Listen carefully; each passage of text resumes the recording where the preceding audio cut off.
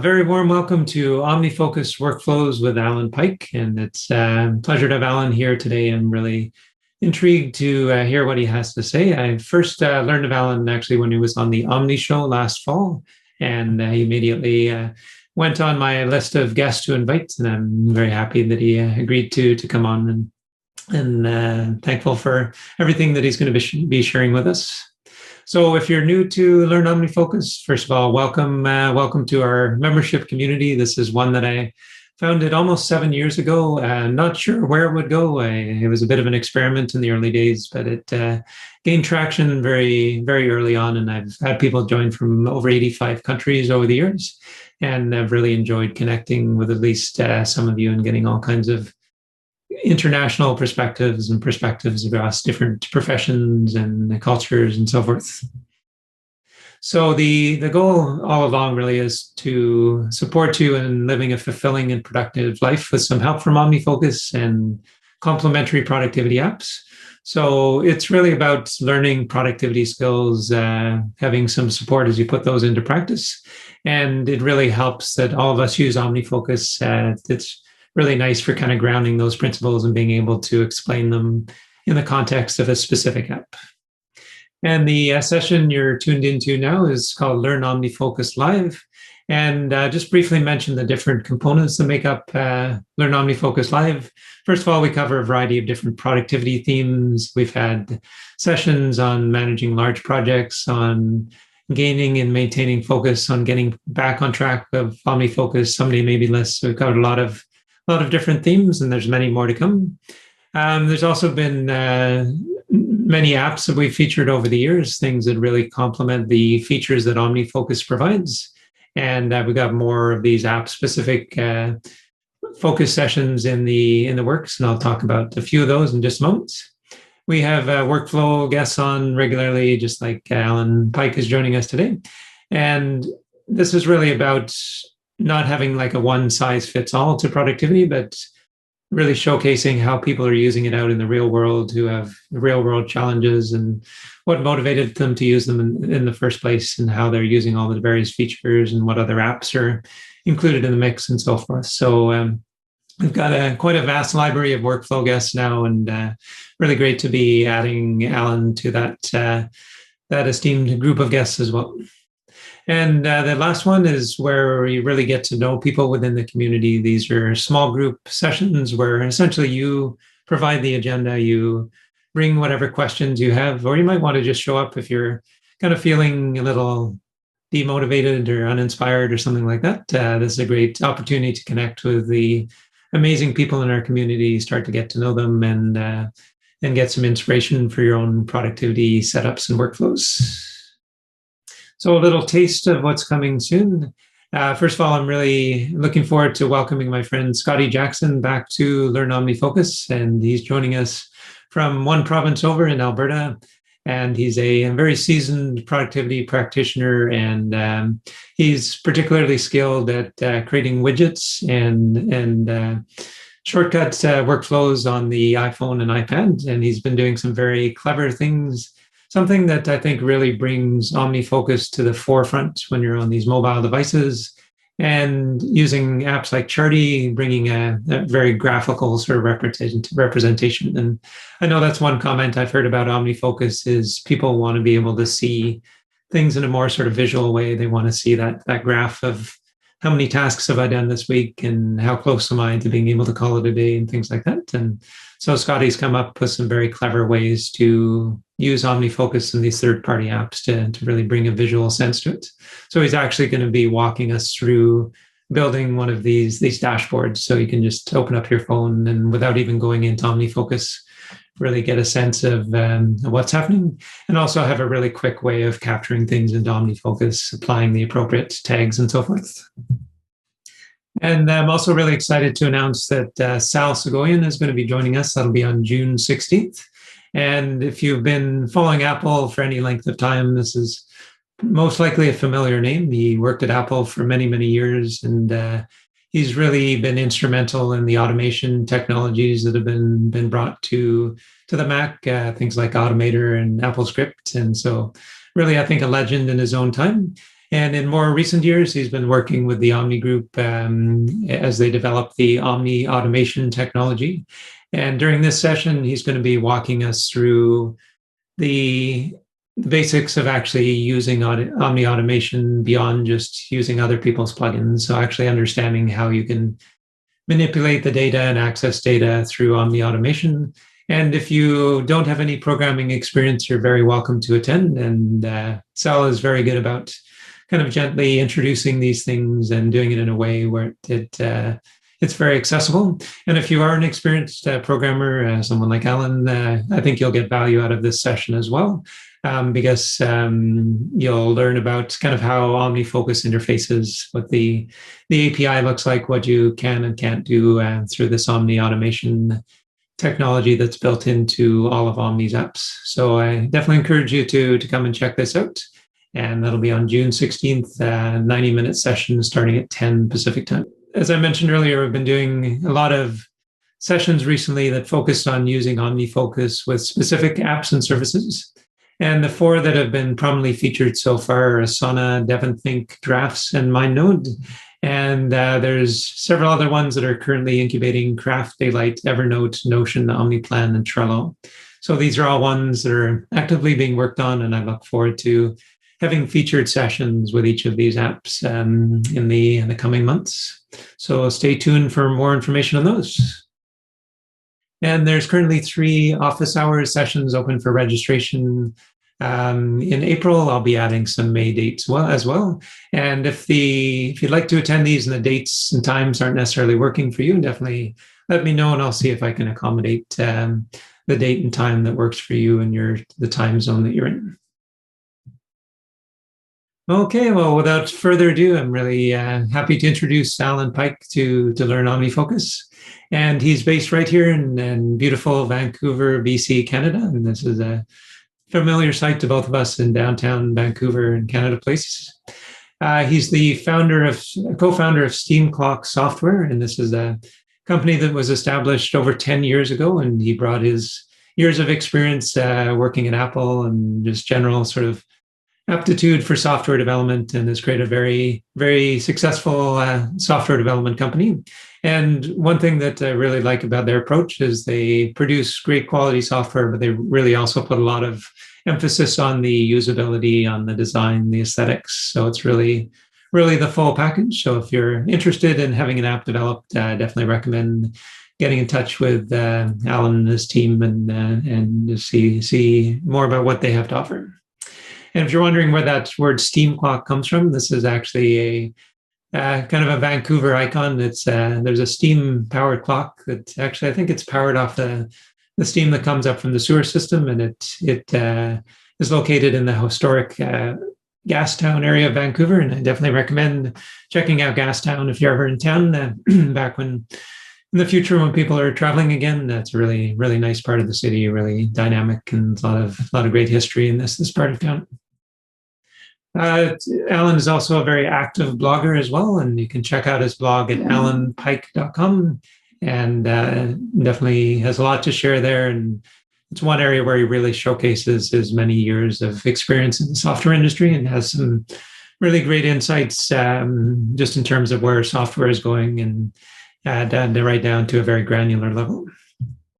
And you can also follow Alan on Twitter. It's at @apike. So I encourage you to check him out there as well. Okay, without further ado, I'm happy to hand you over to Alan. Thanks, Tim. I am indeed Alan Pike, and I want to talk a little bit today about the workflow I use in OmniFocus, how it's helped me over the years do better and be better at what I do. And some kind of thoughts and things that I've learned that might be useful to anyone who is doing anything similar to what I'm doing. The 3 kind of steps I'm going to go through here, I'm going to start with the work that I do and how that kind of informs the way that I think about productivity, which is a word that I have you can easily get into like the idea of productivity for the sake of productivity and like how many tasks I can check off, and like I can empathize with that. But like, also just like being really effective at what you're trying to do. Maybe you're less productive, but you're doing the right things. And that is important to me. And then I'm going to touch on a couple of the principles that I use when I'm setting up my OmniFocus and iterating it over time that I find useful to doing that well. And then I'm going to give a tour of my OmniFocus setup. I've done like a variant of my actual OmniFocus setup that I use day to day, so I can show you all how it's set up. So my path to productivity and OmniFocus setup has been not entirely straightforward. My instincts are not I'm not an instinctual planner. I am the sort of person in school, I just wanted to just get started. It's like, I don't have time to figure out how to do it. I'm just going to do it. I need to move. And so that worked fine for a while. But as I sort of went through my career, became a software developer, maybe that worked okay because people would assign me tickets or things and I would do them. But once you found your own company, which I did 11 years ago now, then there's no one telling you what to do. You can do whatever you want, even if it is maybe not the most important thing right now. And over time, you sort of take on more and more, and you eventually gets to the point where you can't just wing it anymore.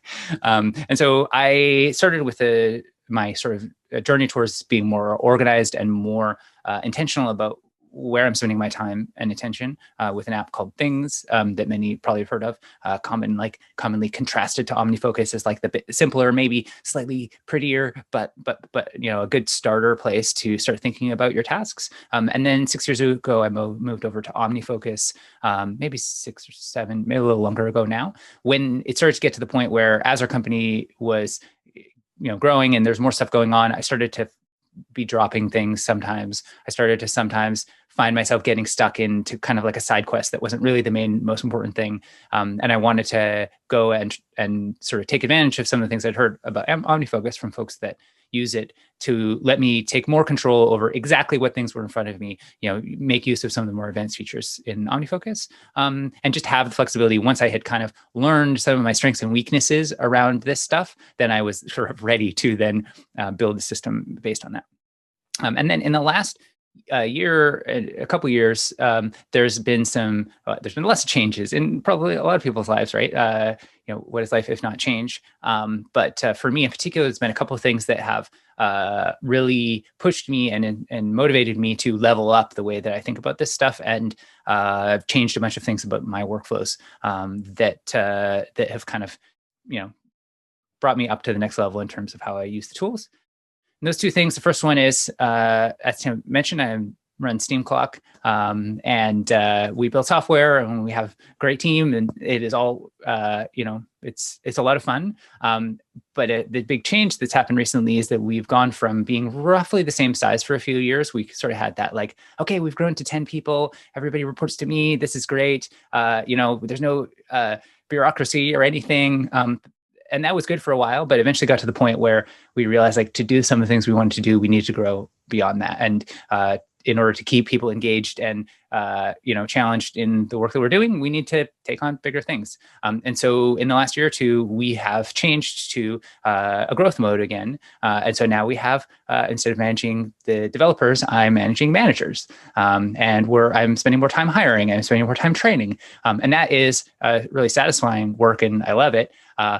But it's more complicated and there's more stuff going on. And I have a team now of 15 people. And then we're hiring 16 this week or next week, people giving me great ideas. And there's so many ideas. I'm like, I can't do all these good ideas, which like initially was sort of crushing to that, like the spirit that I was born with, was just oh, hey, great idea. Let's do it. And so I needed systems to kind of manage that and make sure I was working on the most valuable ones. And the other source of change and chaos in my life has been the fact that I am a parent. I have a 1-year-old and a 4-year-old. It's both a source of things worth doing and a motivation for clearing out time and making sure that I have good balance in between my work and life. And it's also a source of interruptions. And so, the classic, like, okay, how are you going to get work done and how are you going to move things forward? Well, you're going to sit down and you're going to focus and you're going to block out the world and you're just going to do the thing. Well, when you have kids, you can't always block out the world. You can do it sometimes with coordination with your partner. But it has been a force also in helping me, not just helping me, but motivating me to clear up how I manage some of these things and make sure that my systems are more resilient. So the systems that I use and the ideas that I kind of prioritize when I'm setting up my OmniFocus. A lot of them, most of you will probably be familiar with, or at least have heard of, from the book Getting Things Done, the famous book that inspired both OmniFocus and Things. So I'm not going to like rehash that stuff in detail. But I will say something about this book, which is that I procrastinated reading it for a long time. As the like, I just want to start doing the thing. When I first started with Things, years ago now, more than a decade ago, I was like, okay, well, you should read this book. I heard about it from the Merlin Mann's excellent Back to Work podcast back in the day, where he would talk about getting things done and productivity. And you say, okay, well, you should read the book. And I start reading it. And it's like, he's talking about file folders and, well, how are you going to manage all of your paper documents in your file cabinets? And I'm like, well, I'm not doing it. Everything's on a computer. Like, who is this guy telling me to get sticky notes and stuff? And so I kind of bounced off the book and I'm like, whatever, I'll just figure it out. and I did. But I ended up actually over like a decade coming to a lot of the same principles that he writes about in the book, just way more slowly. So if anyone is kind of like only kind of like done like a half read of the book or haven't gotten a chance to reading it, but you are interested in getting better use out of Things or OmniFocus, there's a lot of books that you can read. This is like likely one you've heard of, but it's worth reading. It's like, oh yeah, I watch a learn OmniFocus thing, and someone says, hey, have you heard of Getting Things Done? But there's a lot of value in that book, despite its sort of weaknesses that you can get out of it.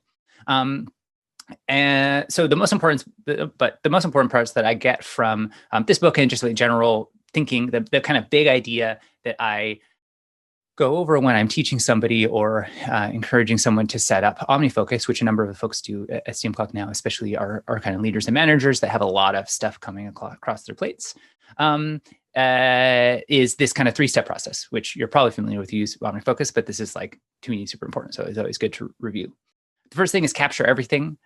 This is maybe my favorite part. It makes me feel really good that anytime I think of something that needs doing, something that's maybe stressing me out, something that's distracting me, it's going in my inbox. I often use my phone to do that. I have actually one of the new shortcuts. I don't have a lot of like shortcuts and automations, but one of the new shortcuts where you can just tap and it brings up a little dialog box without even launching the Shortcuts app, where you can just capture your thing and it'll save it into OmniFocus. Although Apple broke that recently, but it seems to be working again. But to me, like capturing everything that might be otherwise stressing you out or distracting you is like, that's kind of the beginning of the getting things done flow. And to me, it's like, extremely valuable and, almost like worth it to, even if you don't do anything with it, just like how you word this stuff. So that's, step 1 of 3. Step 2, have a simple system that flags what's critical. This is where when I have fallen down with OmniFocus or things before it, from time to time, it would be that I would let my system get too complicated and therefore it wouldn't get maintained. And then it would stop flagging what's critical when things got busy or I got overwhelmed or things changed enough that the way I was managing things didn't work as well. And so this is kind of like the core. And anytime I'm feeling like things are getting a little out of hand, I will kind of retreat back to this mantra of, I need a simple system that flags what's critical, because if it's doing that, if it's flagging what's critical, then I'm going to trust it and I'm going to look to it for my stuff. And then all the other stuff is bonus. Step 3, bonus, iterate your system and habits. So this is what I've been doing for, kind of 10 years now. And it's really only in the last 2 or 3 years that I've fully come to like complete peace with the idea that I'm not going to figure out the system. I'm not going to come up with the system where it's like, okay, no, now I figured it out. That's how I'm going to set up my OmniFocus. This is the habit that I need to work on what's important. This is the way I'm going to phrase things, and that's going to be it. And like, that's obvious. Like, people are always growing and changing, and your job is growing and changing. But really thinking of it as a process, not letting it consume your life that you're like every day, like tweaking and mucking with it, but thinking of it as like, this is the system that makes sense for me now. And when you are encountering problems with the system, rough edges, things that are impeding your goals, then to think, well, it's not that I had the wrong system. It's that the system maybe was the best system then, and something is changing, or even if all it is just that you're getting bored of the way that the system was. And so trying to be continually iterating it and not letting it get to what I have done a couple times is like kind of like resisting changing it for long enough that it gets so far off of where it needs to be that I need to like burn it to the ground and start again. Not that that's not worth doing sometimes, but It's nice to try to have slow iteration over time. So when I'm doing this iteration, there's 4 things that I focus on that you will see when I do the workflow demo. So the 4 things I prioritize when I'm picking things to iterate, the things I'm striving for, is first is the obvious one. My time and attention is going to what's important. Some people, everyone's different, and that's kind of like the fun of these workflow demos. Some people, they find that their most important thing is that they want to try and get really high volume of things done per hour. Or some people, they find that the thing is that they want to really make sure urgent things that are super time sensitive don't get forgotten about. But for me, the thing that I find the most valuable using a tool like OmniFocus and some of the apps I use around it is that my time and my attention is going to the things that I have important in that sort of like Eisenhower matrix way, that they're leading me towards the big goals and the big things that are going to make a big impact. And there's lots of urgent stuff, and I try not to like get into a whole bunch of commitments I've made that are like low priority commitments and then break those commitments. Like, you want to do what you said you would do. But this is the thing that I find the most value out of. That's kind of like the core thing, is the getting the important stuff moving. In order to do that, the other thing that I've, especially in the last couple of years, become much more conscious of is trying to make it so that my blocked actions, things that I could be working on in theory, but not right now, there's no way I can move forward with it, or things that realistically I'm not going to do anytime soon. It's a someday task. It's something that I'm not going to do in the next few months. Trying to get it out of my mind. I really was forced to reckon with, now having a larger team, having more managers, having more people thinking about kind of how are we doing our work and how could it be better. I really just got overwhelmed with what I hadn't really come to terms with. The fact was a lot of someday stuff, stuff that like, yes, that is a good idea. That would be really cool if we did that. But like, I just not in the top 10 things right now. And we have to like put that out of mind so that we can do the first 10 really well. And so that's something that I've been building more things into OmniFocus in order to support that. Number 3 is trying to make sure the system is resilient, and in particular resilient to that things get busy. Because like, when is your system most valuable? When things are busy. So if things being busy makes your system stop working, then that's a big problem. And you need to think about the things that are making it fall over. And that might be like, oh, okay, well, I don't do I try to do a weekly review, and every week I try to clean it up and make sure things are in the right place. But if things get really busy, I end up kind of taking that time and using it for something else. And so then you can ask yourself the question, well, how do I make it so that if I miss a couple of weekly reviews, that my system is still doing that core thing of flagging what's important, and then it doesn't just become something that then becomes too hard to maintain. It doesn't get out of hand. Maybe you're putting too many tags on things, and it's too much work to do that review or to do that maintenance. And so that's something that I prioritize. And then the 4th thing is, ideally, the system calms and motivates. Sometimes this is optimistic. Sometimes this is, sometimes this is not within reach, but increasingly, as I've gotten better at it, and as I've been more conscious about how I spend my time and how I set things up with this in mind, I have found that increasingly the system does make me feel calmer, like make me feel more focused on things and not distracted, which is one of the big things it talks about a lot in the Getting Things Done book, is this calm control of your time, and that it motivates you. And that's something that it took me a long time to come to terms with, this sort of like treating my future self as a robot that like is kind of like, or like CGP Grey, if you ever listen to the Cortex podcast, we'll talk about like, oh, your monkey brain doesn't want to do these things. And so you got to find ways to trick it to do that. So I've increasingly been thinking about things from that perspective too. So those are the 4 principles I've been iterating the system on. And I think it's now a good time to show you that system. And here it is. Here's my OmniFocus setup. So everything starts in the inbox.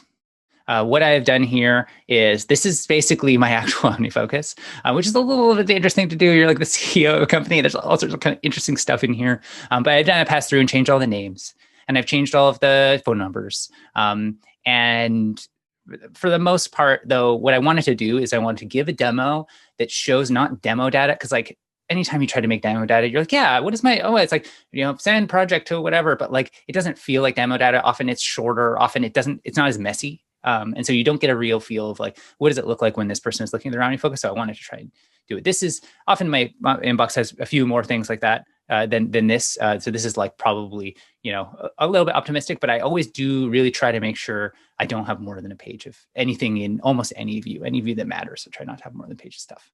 So for a lot of people, when they capture a bunch of stuff in their inbox and they might review it on some frequency, like maybe daily or weekly. And for me, it's not so rigorous as that. It's like when it starts to get to feel like a lot of stuff. And then definitely weekly if I do a weekly review that week.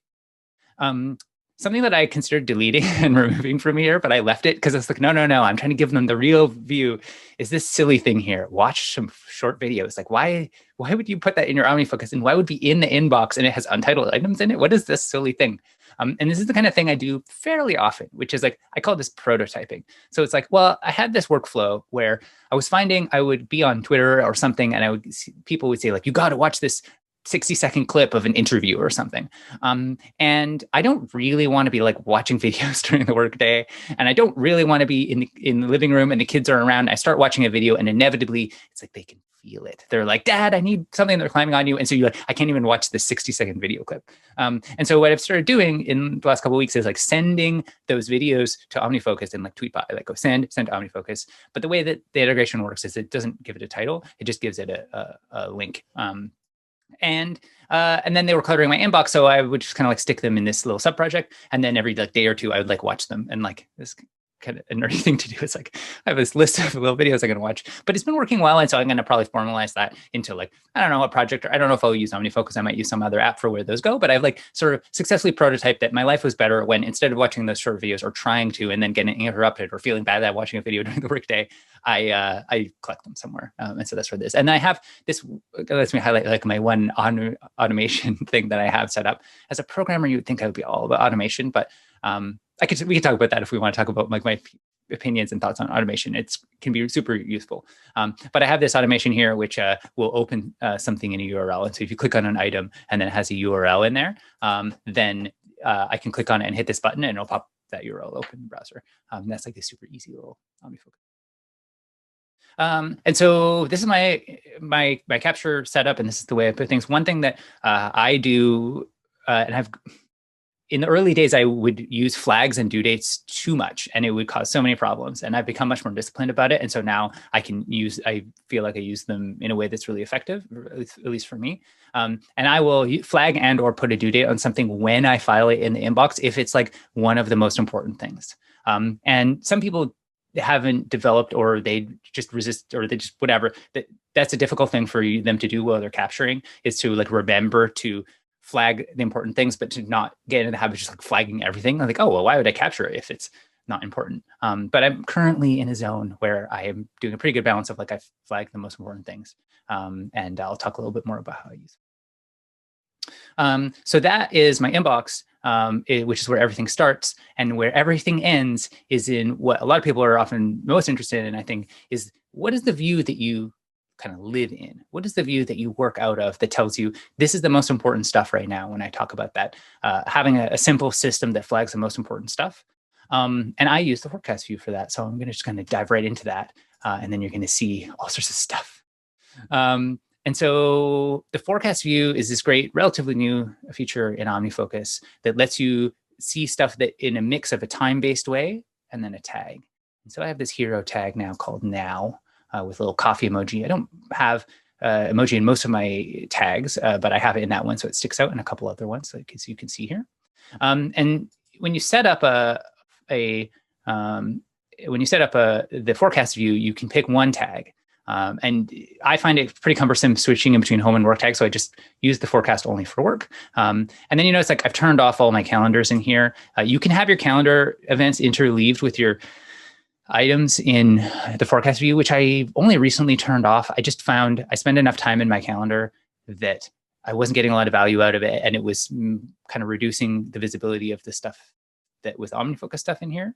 And I also don't really use this left view here much. I like the idea of it. Back in the day, like when I was first getting into using these systems, I would create I think as I mentioned, these like do bombs where I'm like, oh, all right, future me, like, of course they'll have done something by April 1st. Like, how could I not have done this thing by April 1st? That's so long from now. And so I would like send a whole bunch of tasks to April 1st, and then April 1st would come around, and then my OmniFocus or my things would explode. And then suddenly I've just felt really bad. And like, except there's one of those things really was due on April 1st. And it's actually a big problem that it's mixed in with a bunch of stuff that was just like optimistically setting it for that. And so and I'm much more disciplined about what I use due dates now. This is actually probably slightly more than I would normally have, is be able to see this many of them. And once part of the reason you can see this many is because one thing I don't know if I love about the forecast view, I guess it's okay, is it will duplicate something if it's both due and in your hero tag.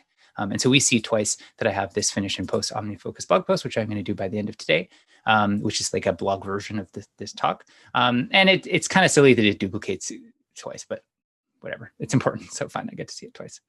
A couple other interesting things here is, oh, sorry, didn't finish my thought about this. So this thing on the left here, when it's really useful, is if you are the sort of person that you're making a bunch of due dates for yourself, and especially if a lot of your work is in OmniFocus and not like based on calendar events and stuff like that, then you could end up with like 10 things I'll do in one day, and this will like help you notice that. Which would have been like useful for past me, but I'm not as like vigorous about due dates anymore. On here, I only put something due if it's really due, and I try not to make too many things due on a specific day if I don't need to. So a couple of interesting things here. Recurring tasks. Most people who talk about when they move to OmniFocus and they're like, oh, it's way better because I had these features. A lot of people will talk about the recurring tasks, and I use these, as many people do, to set up habits. I don't tend to use them to repeat daily. I don't spend enough time in OmniFocus to, it's a really important tool for me, but I'm not spending like an hour a day in OmniFocus such that, and like on my watch and my phone and everywhere, that I'm always looking at it, that a daily habit works very well from OmniFocus. I tend to use like reminders in the world for my, if I want to do something, if I want to always floss, then I like do things in the bathroom to make it so that like I'm eager to do it or I notice doing it rather than putting it in OmniFocus. But for something that I want to do weekly or less often than that, then I will use these reminders. And so for this one here, we have in our Slack, at Steamclock, we have an applause channel, and people celebrate each other's successes. And that's like a super awesome thing and a really great way to like demonstrate appreciation for the team and like reinforce that like, hey, that was really great that we achieved this or we did that. But something that you will probably notice if you start leading larger and larger teams is that it's very easy for your attention to get pulled to the problems or the things that could be better. And then that's easy then to not have your attention go to the things that are great. And so I just have this little reminder for myself that I've been using recently to build that habit of like going into that applause channel and thinking about like, what's something that we can celebrate here, and doing that more frequently, because it's an easy win and it makes me feel good. It makes me feel good. So that's kind of the most interesting things I think here. And then you kind of see these little projects peeking through. A couple of questions have come along. Sure. And one is, in what or why and maybe when would you use flag and due dates on certain items? So what kind of earn both of those designations? Yeah, good question. So that's a particularly good question in this view, because you're like 2/3 of this stuff is flagged, and he just claimed that he was pretty disciplined about flags. And like, what if everything is flagged, then nothing is flagged, right? In this view, the flags are not particularly meaningful, but I do use them and the way that I use them, it'll be a little more clear in the projects view, but I use flagging loosely to mean like, this is more important than most of the stuff in that project. And I know that you can really get into a rabbit hole of trying in your OmniFocus to really order things so that every single thing has in relative priority, that you have, like I have literally 1,000 actions in OmniFocus. And so it's like, they're not going to be sorted by the relative priority of 1,000 that you spend all day sorting. But I do find that it's useful to me to have a general sense that like, these are the more important things in this project. And especially because you'll see how I set my projects. And these are maybe the things that are closer to becoming demoted to being a someday task. And so I use the flags to remind myself, like, this probably should be pulled up to the top. And it's actually really kind of a workflow piece, because when I go into the inbox and I think of something, I'm like, oh, Tim mentioned this book, read World Without Email. If this book mention came in and I was like, yeah, that seems like useful, but I'm like, oh no, like this is actually something I want to like, this should be the next book I read. And I don't want to let me kind of forget. And another thing I'll do. And then you can see me doing this here in the inbox, is like, if something is particularly important and I'm a little curious, is like, oh, when I file this, is future me going to remember why I thought this was important? Then I might say, Tim recommended, relates to meetings project. We have a project where we're trying to reduce how many meetings we're having at Steamclock. And so maybe I'll my little reminder myself. And what this flag will do is that when I'm doing my weekly review, when I'm looking through the project, if this gets assigned to a project, like I might have read a book, OmniFocus will put it at the bottom by default. And that is one of the things I'm probably most angsty about the whole product, is like, there's no way to say, insert in the top of a project. And you could actually, I probably, now think about that, would be a good thing for an automation, would be like a button here that's like move to the top of the project. I don't think there's a way to do that. I'm going to actually create that as an issue. Find or make automation and to move to top of project. And so the flag, what that'll do is when I'm triaging through, then it will remind me to move it closer to the top. The due dates I use for very specifically if something like non-trivially bad will happen if I don't do it by that day. And so for this blog post, I have had a 6 or 7 year streak of posting blog posts every month. I typically do it in the last couple of days of the month. And it's just kind of like a cadence. And there's really good timing with this. I'm giving this talk on the last day of the month, and then I can do the blog post about it. And if it doesn't happen on that day, then like I break a streak of 6 years and I feel bad. And so that's a big thing. This thing here has a due date on it because we have a meeting where we're going to be talking through these principles, and I should have come up with them before the meeting. And so I use due dates when there's something, or like your passport's going to expire. So like I'll put in, I renewed my 10-year passport and I put in it's due in 10 years, which is kind of silly. I don't know if I'll be using OmniFocus in 10 years, like maybe. But that's what I use due dates for. I don't use due dates, or I really try not to, more than like occasionally I can't resist. I try not to use it to mean my past self has told my future self to feel bad if they haven't done it by this day. The other question was around basically, is your now tag the same as today? Like if you put now on something, is the implication that it'll be hopefully done today, or is That's it? That's a great question. Yeah. So the now tag used to be called today. But it was too often a lie, because I have some days like today is Wednesday, which is our no meeting day. There's no meetings at Steamclock on Wednesdays. And so I do probably 2/3 of the tasks, that my work-related tasks, on Wednesdays. And so I will accumulate stuff it was in the today tag that was like, really, it kind of meant like as soon as I can, but honestly, probably on Wednesday. And it was too often a lie. And so relatively recently, I renamed it to now. I don't love that name either, but my daily cadence is not rigorous enough where like, okay, I start the day, plan out exactly my day, and then at the end of the day, I've accomplished those things. There's just too many interruptions. There's too many things that come up where it's like, oh, actually, can we have you in this meeting? Or, oh, this meeting was canceled, now you have more time. Like I don't do that rigorous of daily planning at the beginning of the day to use it, say, this is the list of stuff I'm going to do today. Yeah. I've actually changed the name of mine to soon. That one seems to fit for me because it's not like I'm not necessarily going to do it today, but I don't want to be looking at it, a week from now or something like that. So. Yeah, and like every once in a while, something will stay in here for a week. One thing I have recently gotten the discipline to start doing is that if something stays in now for days and days and I'm procrastinating it, then it's like, okay, either it's really a now task or take it back out. And that used to make me really sad and used to be like this admission of failure. It is an admission of failure, but it's like, whatever, like things change, priorities change, new stuff is coming on here all the time. Sometimes something gets demoted. Maybe I really am not a trademark strategy. Like when I put this in here, it's like, it seemed important, but then it's like, is really anyone else going to steal our trademark this week? Like, probably not. Like, it's pretty defensible. This is maybe doesn't deserve to be in now. But maybe this is another example where I might flag it. When I put this in here, I put now on it because I was like, it's important. But it's like, I'm going to demote it. If I use the flag, then when I remove now, then it's going to still get, so if I do clean up, it'll go away, but it'll still be quite noticeable in its relative project. Let's take a look at projects. I have a fair number of projects, but not too many. I've done some of these things for Tim. So I only have one thing left on that. The projects that I tend to use, like most of my other screens, or I have this rule where I try to have everything visible in one screen. There's a lot of ideas that people have around what makes a project. David Allen will say, well, a project is something that has multiple steps. And so by that idea, I have hundreds and hundreds of projects.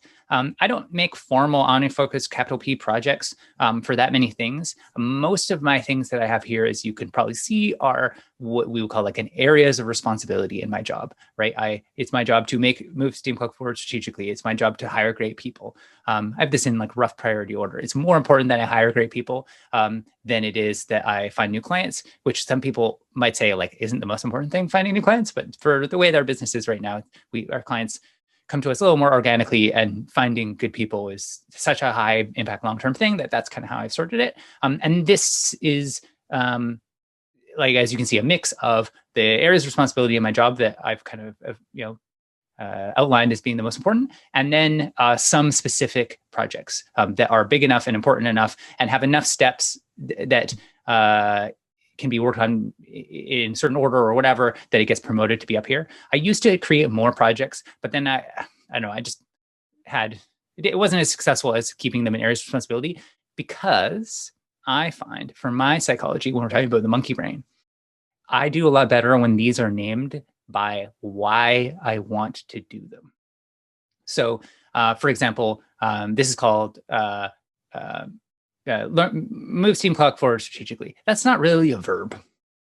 I did some experimentation with trying to make the project names very much like, read things that I was physically doing and like naming them in that way. Maybe that would motivate me and make them feel easier to start and to go into and start doing things in. But I found that I've been finding recently, at least, that I've been finding the why and trying to put that into the name to be useful. And the other thing I've been finding useful recently is I have these very long project names because I would call it, this used to be called marketing, right? And then it's like, yeah, but like, why, why am I doing marketing, right? A lot of software developers, maybe like I do enjoy marketing, but it's easy to neglect because if you don't do any marketing this week, then no one complains, right? And so then it became find new clients, and then marketing is still there because it makes it easy to autocomplete. And so that was quite that was an improvement to me in terms of being like, especially if we're starting to look a little bit slow, which right now it's quite busy, but things are looking a little slow. It's like, oh yeah, I should be, I want to find new clients, so let's go into here and be making sure we're executing really well on that function. The very top project is make work more relaxed and focused. This is something I started doing recently. Over the last year, as things have been getting more intense, we're growing. I'm now working from home for the time being. And so that's new. And so there's just lots of change going on. And so the intensity was getting high enough that sometimes I was finding I would be less productive because there was so much stress, which is like kind of that's the path to burnout, right? If you're actually getting less done because there's so much to do. And so I promoted to the top this project, which has a bunch of random stuff that probably belongs in other projects or maybe doesn't really seem that important. Why is the most important thing install new door handle? Well, because the kids can just walk into my office while I'm giving a presentation to a bunch of people around the world about OmniFocus. And the new door handle has a little lock. And so that will make me more relaxed and focused. And I did actually do that, so I can check that off. But these are things that I find. I try not to have more than a couple things in here. This is like, roughly my limit. But this is the rare case where my whole project is flagged. It's like, this is the highest value thing often I can do. Sometimes it's rarely urgent, but often these are non-urgent things where I think that if I do this thing, I will become more effective and it will have a big high leverage in bringing down stress levels and focusing in on the important stuff instead of what's like kind of just distracting. Yeah, and then I have all these projects here. The folders I have, and I've just started doing this more recently, is as I was describing, I'm getting lots of good ideas from the team. And they would fill all these lists and they would make me feel bad. And so I've become better at creating I've only got 4 in here.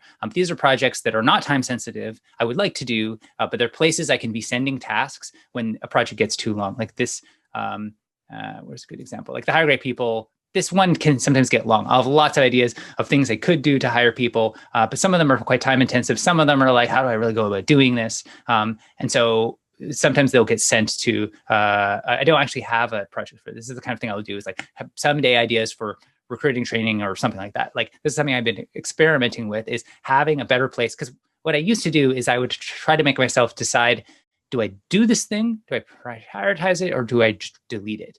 And sometimes I would be like, oh, okay, I fine. I'm not going to add profit sharing. That's a bad example because it's so easy to do that. Like we should just do that. That's a very easy thing to do. But like, like reading interview guides about a whole nother way of hiring, and that seems complicated, and I keep procrastinating it. So maybe I just remove it. But I've been feeling a lot better and more successful now that I've started finding places for those to go as someday projects, to try and keep these a little bit more tight.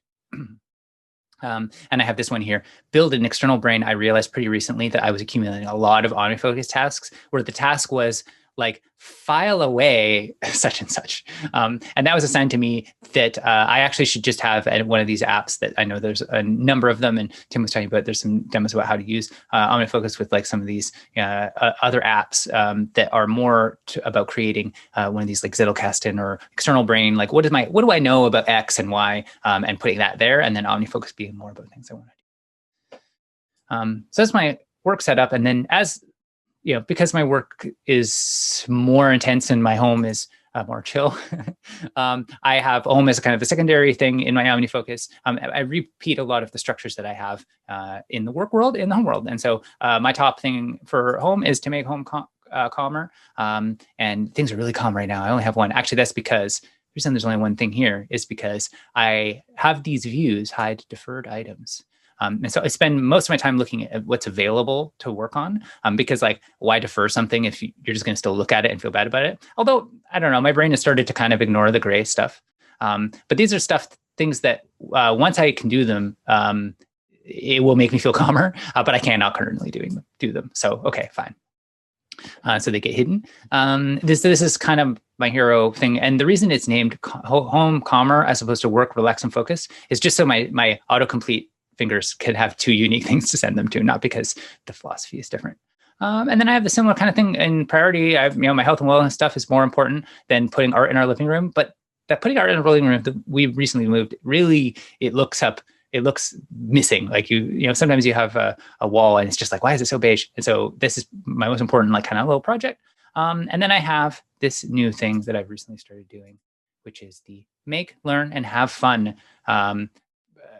folder. And the idea for this is like, I was accumulating a lot of stuff in OmniFocus that I would think of as like stuff that I should do. But really what it was is stuff that past me thought would be satisfying or fun or enjoyable.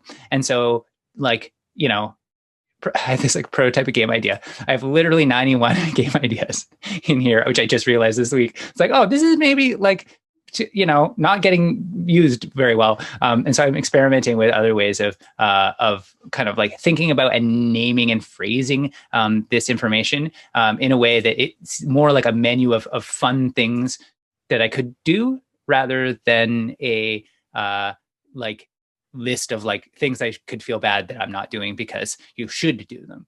And so that's kind of how I've divided up the make, learn, and have fun, which is not something I have to do, but I enjoy doing. And then the home projects is like, I probably should do all these things. I won't necessarily do all of them, but they're things that will be valuable and I'll feel good if I do them. And they're important. So I will probably do them thanks to OmniFocus. If you end up with something on one of your lists that you realize it's a project, even like change drawer handle or something, and you realize that that's got multiple steps involved, and would you make it a traditional GTD style project at that point, or would you kind of manage those details outside of OmniFocus? I don't tend to keep project state out of outside OmniFocus typically, unless it's a work project that's shared with multiple people, which I'll touch on about like other apps that I use. So like, let's say I have we have this marketing thing and decide like, oh, this brochure copy thing actually has a bunch of, the thing that really triggers that especially is if I notice like, actually I filed and then also like get assets for brochure will appear in here. And then I noticed that also we've said like get feedback on brochure. And that's starting to accumulate, especially if there's 4 things that are kind of all about a sub thing. And then I'll do like, publish brochure. to be clear, it's a PDF brochure. We're not going to actually make a physical. Oh, I don't know. Maybe that would be kind of fun.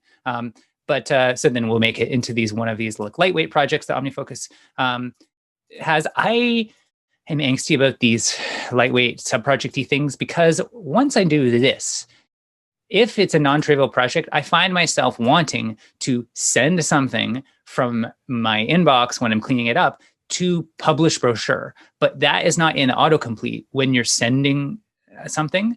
And so then it's like, right, where is that publish brochure thing? And I have to search for it. And so I use this pretty sparingly, but it's very useful to cleaning up. If a project is starting to get messy, or it's getting too long, or it's not getting done, it's really useful for finding, okay, but what are the pieces here? Like actually almost all of this is all about X. So is that its own project? Is that its own? And sometimes often I'll do that to make a new, this is kind of a new area of responsibility. Or actually, all this stuff is actually, the stuff that is about the brochure is all a someday maybe task. And then the other stuff is the stuff that, so I often use that when things are getting kind of jammed up.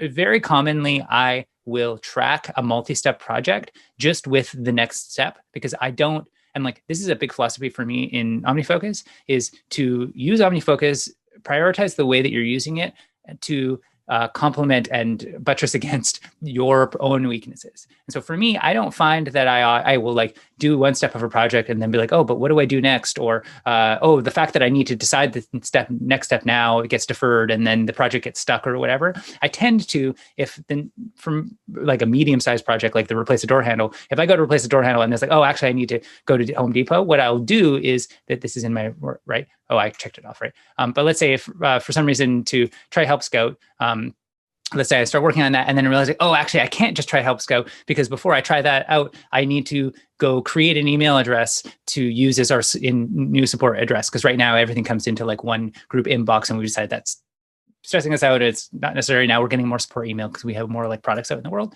And so then it would become create email inbox for support. So I can try Help Scout. And this is like really like a dirty kind of like, like, oh, this isn't proper GTD. You should create a project with multiple steps, but like it's 2 steps. And like, once I do that thing, it will probably then split out into like a common thing for me. And maybe this might be fairly idiosyncratic to the way that I work, but it's not super common that I sit down and I say, I'm going to have a project and here's all the things that I'm going to do in an order. And then I actually do those things in that order. I'm often doing projects like this, where it's like, well, we had an idea, maybe something like Help Scout might be helpful to make work more relaxed and focused, help us provide better support.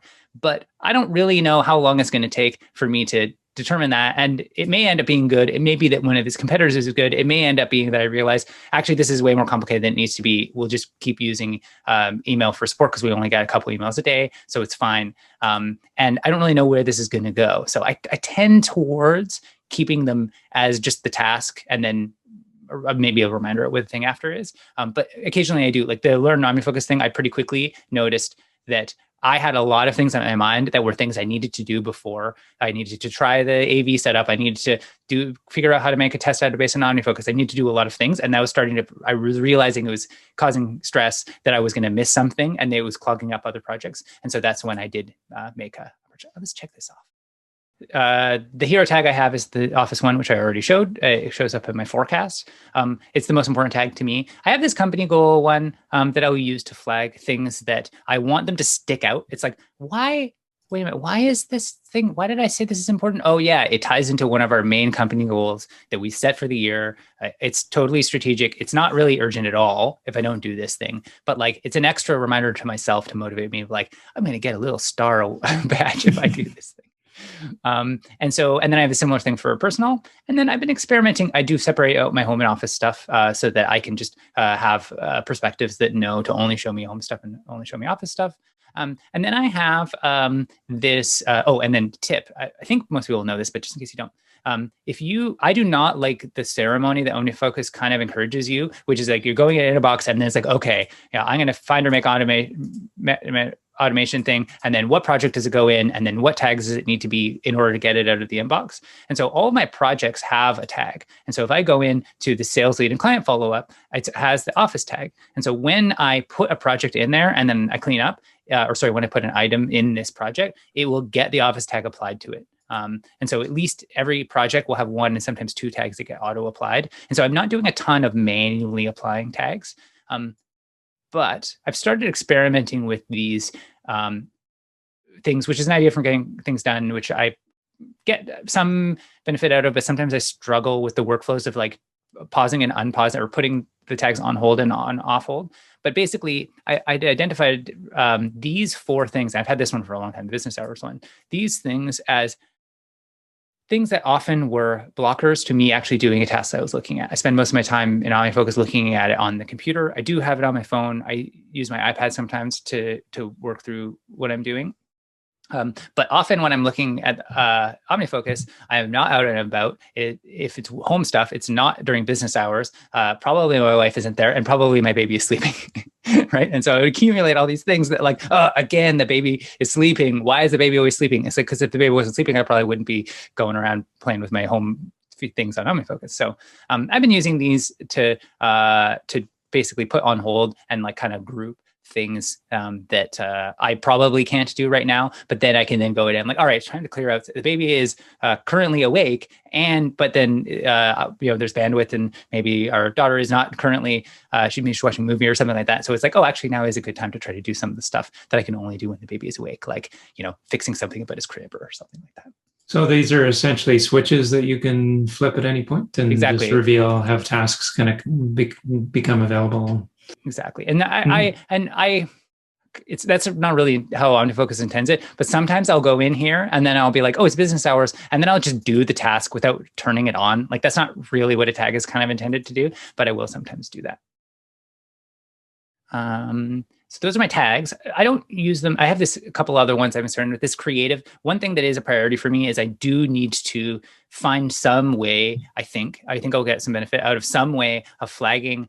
Here are tasks that are like require more creative energy and that are more ambitious. And here are tasks that are more mundane and you can do when you're like tired or low energy. I've experimented a couple of times with maintaining a tag system like that. And the thing I struggle with is that it's extra work to purge out your inbox, so it doesn't always end up getting maintained well. And then B, I find that when something is labeled as like, oh, this is a creative task, and so it requires more energy, I often just like my brain slides off it a little bit. Like I think of myself as a creative person, and I really enjoy it when I do a creative thing. But like the fact that I've sort of have a warning, it's like, this is a hard thing. And so one thing I'm going to experiment with soon is doing the inverse and flagging some like kind of quote unquote dumb tasks. And I think that might be more successful for me. And then I use the review thing quite regularly. I don't have many unreviewed items right now, but often for every project, I'll have certain review frequency. I like 6 weeks is the default. OmniFocus will default to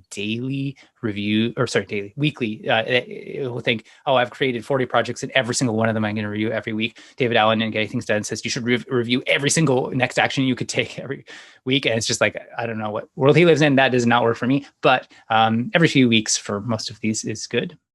And do you review them as they become available for review, or will you do it as part of? I do it weekly. Okay. And I, as I mentioned, I try to set it up so that if I don't review them weekly, that it's still things keep running. Like sometimes I'll miss one or sometimes two in a row. And that's, I have the time blocked out in my calendar. Actually, it's the time I'm using for this presentation right now. So my OmniFocus is going to be a little bit messier this week, but it'll be fine because my systems will flag the most important stuff. And then I have a couple of perspectives that are interesting. This most interesting one is this home now, which is my sort of for work, I live in the forecast view. For home, I live in the home now view. And it's not very sophisticated. It flags stuff. It highlights stuff that is flagged. So I use flags in the work context for these are the more important things in the project. I do that as well for home, and I find it's useful. I get good mileage out of this pretty not very sophisticated system of just having it pull up the things in each project that are flagged. That works well for me. The way I have set my projects, I know that's not that typical way to set things up.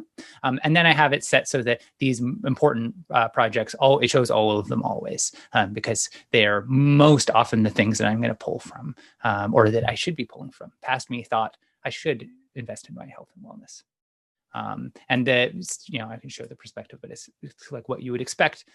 It's like, tag with certain tags, they're available. It's hidden if it's deferred, and then it's one of those things, or if it's due soon, which I don't use a ton of due dates for home stuff, but it'll pop up there too. And you mentioned you only use the now tag for work-related things. Yes. Would the flag essentially be the equivalent of now when it comes to the personal things, or is there another mechanism to kind of pull those out of the stack? The closest, like in some for home stuff, is rare that I'm like, I really have to do this home thing, and I don't just do it. Or like occasionally I actually home things if it's so urgent that it's like, and it's something that has to happen during work hours, that it's like, oh, my credit card got hacked or something, I need to call Visa, and for some reason I can't do it right this second. Then I would actually put the work home tag on it. So, or sorry, the now tag. And so now sort of means like, now during business hours, like I'm willing to sacrifice a bit of work time to do that, which I don't do for most of my home stuff. Like I'm not going to purge the kitchen counter pile, but this is not like this purge kitchen counter pile basically is an active home maintenance task, except that it's been stressing me out recently. And so it's been upgraded to like the most important project, which is the like, this is stressing you out or it's bothering you project. And so those things get done quite rapidly. And so in some ways, that's actually my equivalent. The closest equivalent I have to saying like, I'm going to do it now is like, if it will make me calmer. Because if it's a home thing and it doesn't have a due date and it doesn't have, if it doesn't have a due date and it's not something that's going to like markedly make me more calm and serene about my life, then it's probably not that critical that I have to do it now. And then for my home stuff, I have much more. I'll be like, what do I want to do? You know what? I'm going to order some mud boots. And like, I get some satisfaction out of having a variety of things that are all pretty important and being able to pick from. Some people find that to be an obstacle to productivity. Looking at a lot of options will exhaust them. And they want their system to say, no, this is the one next thing.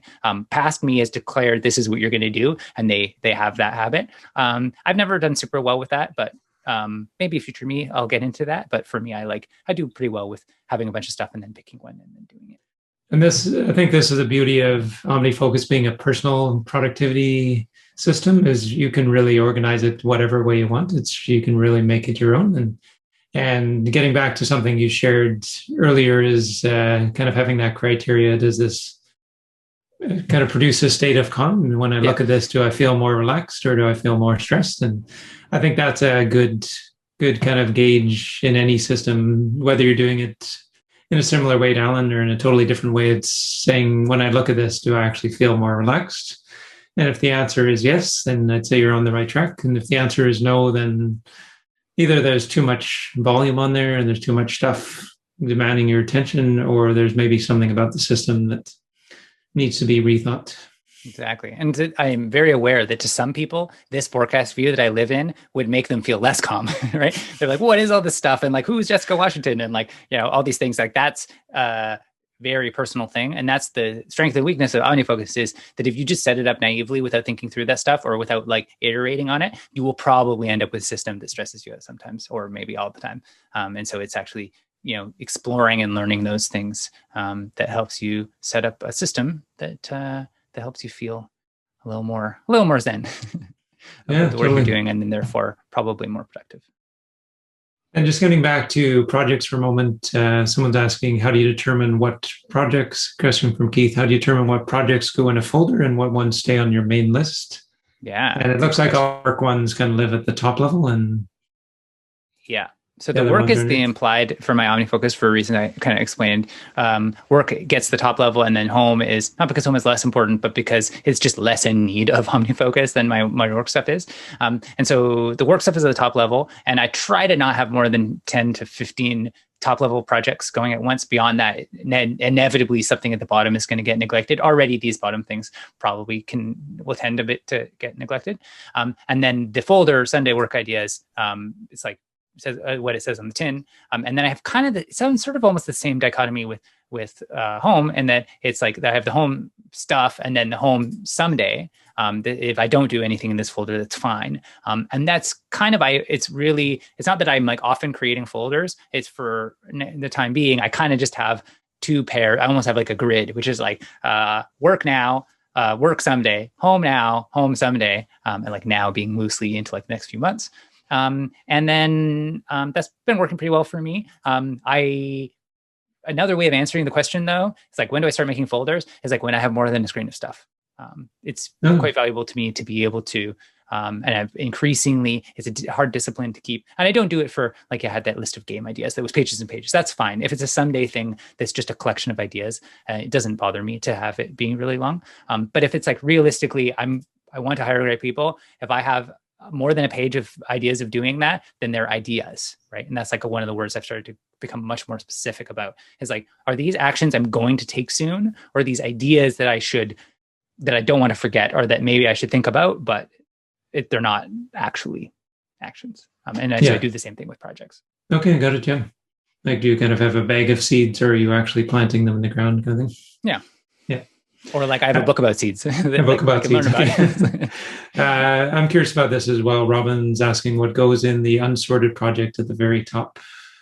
Oh, just the inbox things. Okay, that's just inbox things. Okay. Yeah. Actually, that's not strictly true because these got sent in new, and this one, I don't know why I didn't get a home tag. Why doesn't it have a project? What's going on with? We got an orphan. I think that's probably a renamed version of the miscellaneous project that OmniFocus creates for things that don't have a project. Yeah. I didn't realize I had done that, but I would do that. The word miscellaneous to me is always like a flag of like, it's just going to be a magnet for garbage in my world. And so this generally has almost nothing in it. I clear it out when I do my review. I do sometimes end up with this though, where something goes straight to now without being put in a project because I don't expect it to live long enough that it matters what projects it's in. It's going to get done now in the next few days. So it's mostly just a variant of my inbox. Kristen's asking, where do you find your now items? I'm concerned about missing things that aren't due, in quotes, now or urgent flagged, but are important. Maybe set a review tag. So I find that's a common concern. I think you've already talked about this to some extent, is kind of putting things in there and never seeing them again, or seeing them too late, or them maybe not actually having a due date associated with them, but maybe it was that great idea that could have been done this month, but it didn't show up for 6 months or something like that. Yeah, to me, so it sounds like a variant of the question is like, how do you make sure something gets put into now when it should, and that it doesn't live forever outside of because the stuff that is flagged in now it never gets lost, right? But the stuff that gets lost is the stuff that maybe deserves to be flagged as now, but then doesn't. And so there's 2 places that I populate this. Well, 3 places. I populate it sometimes directly in here, where it's just like, really, okay, I should be doing this thing now. It's due soon. It's important. So sometimes I'll do it directly from the inbox. I have this I have this perspective I didn't mention called Office Next, which is flagged stuff that isn't in now. And so it's actually like a filter. I used to be a broader, like all sorts of important stuff. But I found it became way more useful when I put everything that was flagged as now or had a due date out of this view. And so this is like a perspective of like things that maybe you're forgetting about. And I use this when I am really productive. I can do this because this is actually like a fork of my OmniFocus. Okay, I'm really productive. I'm getting a lot of stuff done today. Oh man, it's been such a great day. This is getting a little short. Makes me wonder what's in my next stuff. And then it's like, oh, actually, maybe I should be doing these things, and I might go and send them to now.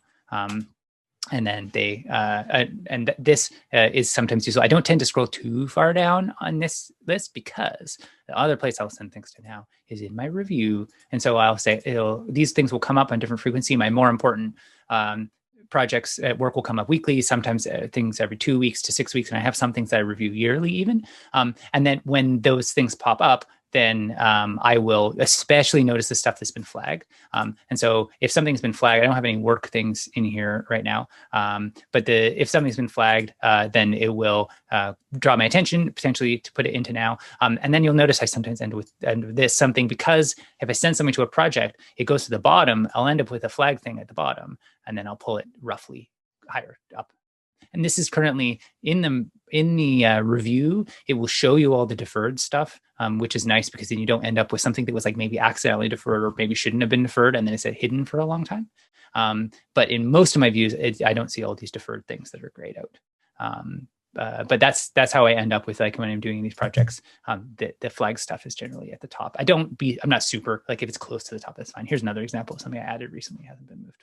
Are you deferring things arbitrarily in some cases? Like you say, I could do this today, but I don't want to see it until May or something like that. Yeah, I do that. And the question I try to ask, I mean, if it's impossible to do it until a certain date, then I'll do that. Like I have something that's like renew a domain or something like that. and it auto renews. So something about doing something with the domain. I can't do it until a certain date. And so it's like that day it becomes possible. And then like a week or two after it becomes due. And that's a super common pattern I use all the time. But another thing, I'll be looking at it and I'll be like, I know I want to hire great people, but then it'll be like, contact so-and-so. Actually, I have that in one of these. Maybe it's directly in now. It's like contact. Oh, I checked it off. It was like contact so-and-so. And then I realized like, actually, I think they're on vacation right now. And like, it's not really that important. And like, we were going to hire, but like, actually this other thing came up. So it's actually probably going to be in 2 or 3 weeks. There's just no way I'm going to do that in the next couple of weeks. And so I'm pretty eager to put something off. If I have a quick conversation with myself, I'm like, I'm not going to do this in the next week or month or year is a lot, but like, if it's year, then it doesn't belong in the project at all, but to send things to future me, not to tell myself I have to do them, but to hide it from myself until some future date. Yeah, keep the size of the list down essentially, so it's a reasonable length. That's kind of one of the recurring themes here. Yeah, and like it's that's a discipline thing, right? I didn't used to be able to do that very well. Is like be able to be realistic with myself. It's like I know I should do this. This would be valuable, but I'm just not going to do that thing anytime soon. And that's just the way I am. And so I would like defer it. But I've been getting better. Well, thank you so much, Alan, for joining us here and giving us a really in-depth view of your system. I've definitely got some great ideas that I'm going to take out of this as well. And thanks to everyone who joined us here live as well. Lots of great questions and sharing. And I really appreciate you essentially contributing to the content by asking the questions that you do. It really, really helps to ground what's shared.